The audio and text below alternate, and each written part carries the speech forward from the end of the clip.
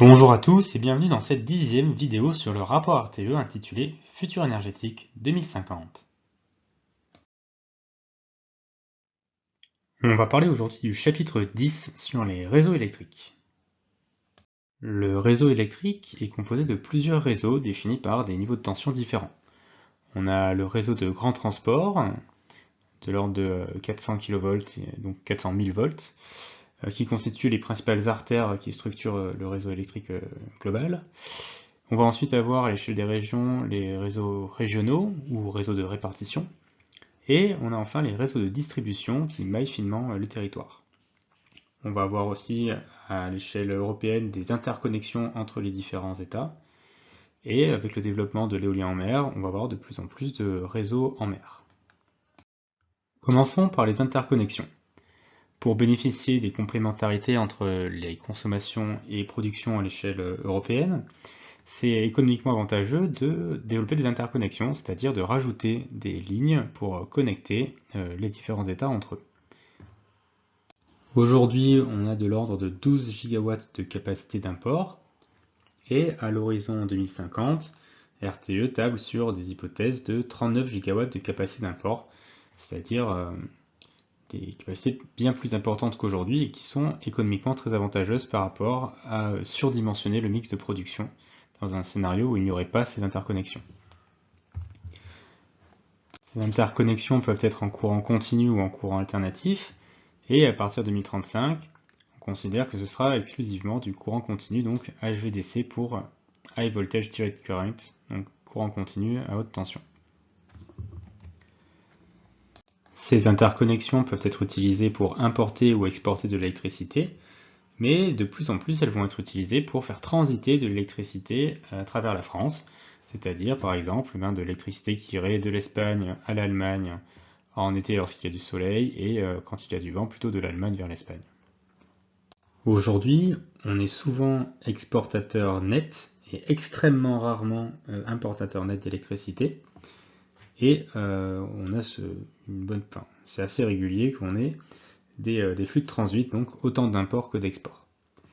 À l'horizon 2040-2050, les situations d'export et d'export net vont rester à peu près stables. Par contre, les situations d'import, et en particulier d'import net, vont fortement augmenter. Et dans tous les scénarios, mais en particulier dans les scénarios avec plus d'énergie renouvelable. Et dans l'ensemble, on sera encore exportateur net sur l'année, mais de l'ordre de 10 TWh contre une cinquantaine de TWh par an aujourd'hui. Sur le réseau de grand transport, donc à l'échelle nationale, il y aura des flux plus importants, et en particulier des flux de transit.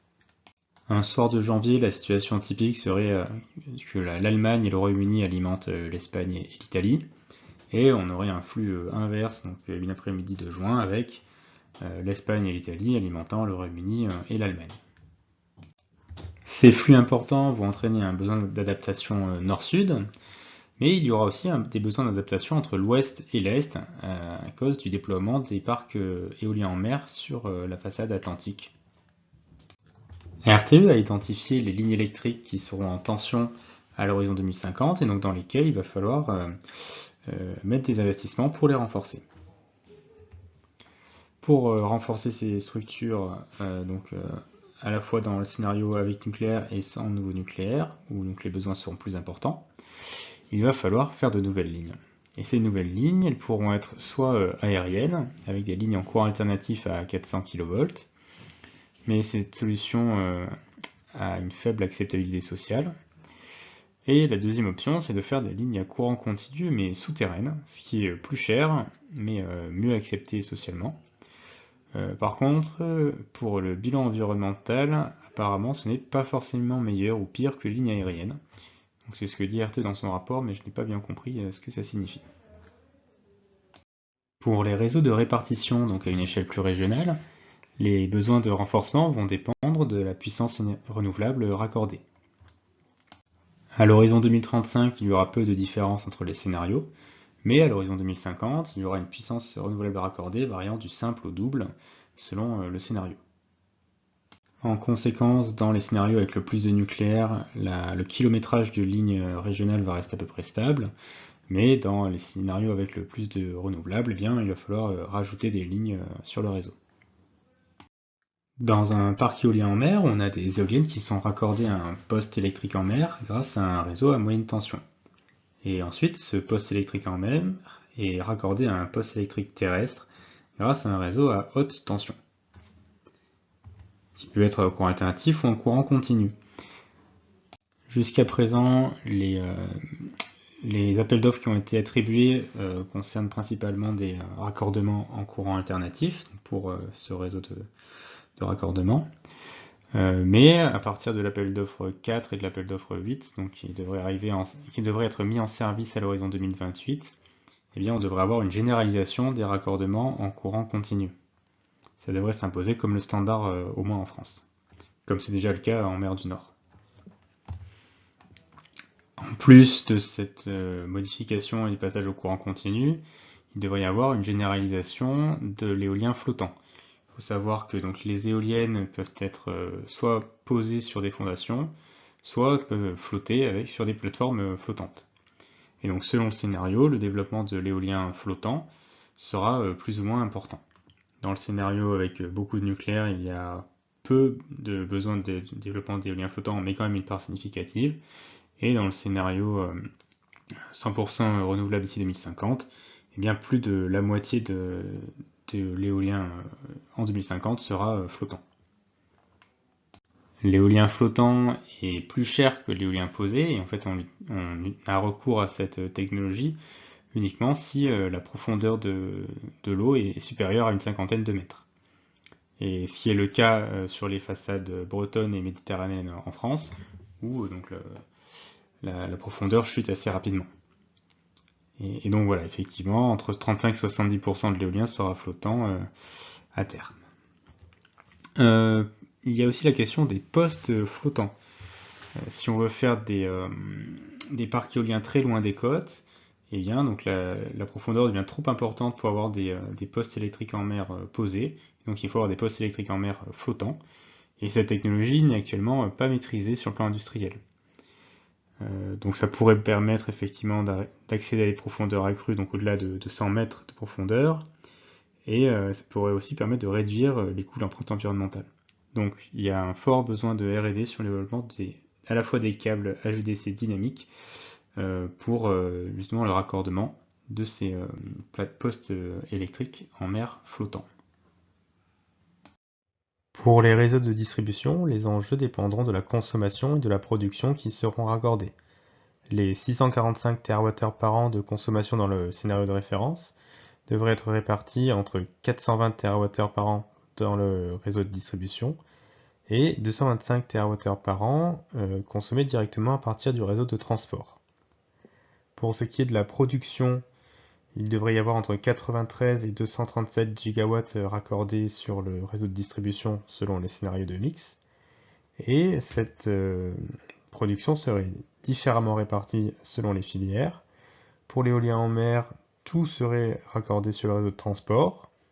Pour l'éolien terrestre, il y aurait 78% de la production qui serait raccordée sur le réseau de distribution. Pour le photovoltaïque au sol, ce serait 85% qui serait raccordé sur le réseau de distribution. Et pour le photovoltaïque sur toiture, bien sûr, bien, tout serait raccordé directement sur le réseau de distribution. Et donc en matière de renforcement, ça va dépendre de la quantité de consommation qu'on va rajouter. Si on rajoute un petit peu de consommation, eh bien il suffit de renforcer certains câbles et on s'en sort. Si on rajoute un peu plus de consommation et on rajoute aussi de la production, eh bien il va falloir rajouter de nouveaux câbles. Et si on rajoute de nouvelles consommations massives, eh bien dans ce cas il va carrément falloir rajouter un nouveau poste électrique. Et à l'horizon donc 2050, on aura ajouté des centrales photovoltaïques au sol, des panneaux solaires sur toiture, des éoliennes et aussi plus de consommation. Et donc tout ça aura des impacts sur le nombre de postes électriques et le nombre de postes sources, et bien sûr aussi de câblage. Donc il va falloir renforcer ces réseaux de distribution. Que conclure sur ces enjeux en matière de réseau électrique? Eh bien, tout d'abord, pour les réseaux de transport, c'est un processus long et il y a un risque de coût échoué important si les besoins sont incertains. C'est-à-dire que si on décide de suivre un scénario et qu'au final on en suit un autre, eh bien il y aura des infrastructures qu'on aura construites pour rien et qui seront donc des coûts qui auraient pu être évités, des coûts échoués. Après, en matière de changement climatique, ça va modifier donc la demande et la production, et ça va aussi affecter les ouvrages de réseau. Bon, ils vont pas tous être concernés de la même manière. Les liaisons de transport souterraines ne vont pas être impactées par le changement climatique, les postes électriques ne vont pas être impactés non plus. Par contre, les câbles vont être impactés, les câbles aériens, parce que leur capacité de transit va être réduite lors des vagues de chaleur. En effet, lorsqu'on fait passer de la puissance dans un câble, ça le réchauffe. Et lorsque sa température devient trop élevée, il peut s'endommager. Lorsqu'il fait chaud, la puissance maximale admissible dans un câble est donc réduite. En matière de coûts, on a ici le bilan des coûts sur le réseau de transport et sur les réseaux de distribution, avec donc il y aura des coûts de renouvellement communs à tous les scénarios, des coûts de développement d'infrastructures numériques aussi qui sont communs, des coûts d'interconnexion, et ensuite on a donc les coûts sur les réseaux de grand transport, les réseaux régionaux et les réseaux de raccordement d'éolien en mer. Donc ces derniers coûts sont eux bien différents selon les scénarios, avec des scénarios les plus chers sur le réseau de transport qui sont M23 et M0. Pour le réseau de distribution, on va avoir des coûts communs à tous les scénarios qui concernent les réseaux de distribution existants, et on a des coûts d'adaptation qui vont être différents. On remarque en particulier que donc M1 est un scénario avec plus d'énergie renouvelable décentralisée, et donc plus de coûts sur le réseau de distribution et moins de coûts sur le réseau de transport. La trajectoire de consommation va aussi avoir un impact sur les besoins de renforcement du réseau.